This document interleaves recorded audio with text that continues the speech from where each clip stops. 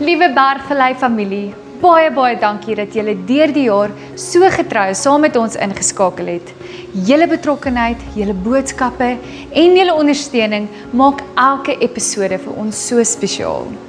Dit is vir ons 'n eer en 'n voorreg om hierdie pad saam met julle te stap. Ons wil julle graag 'n geseënde Kersfees en 'n vreugdevolle feestyd omring deur geliefdes toewens.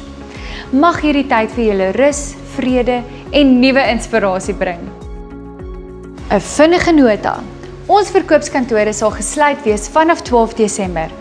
In die tweede week van Januarie is ons weer vol stoom aan die gang en gereed om die nuwe jaar saam met julle af te skop.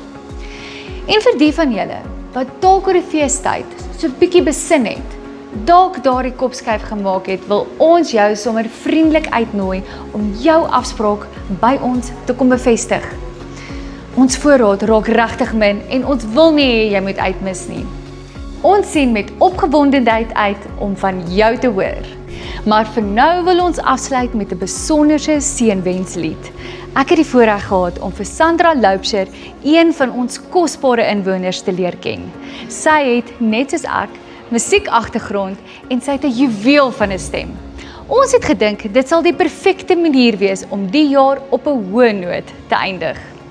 Van die hele span by Bergvallei Aftreelandgoed, geseënde Kersfees en ons sien julle weer in die nuwe jaar.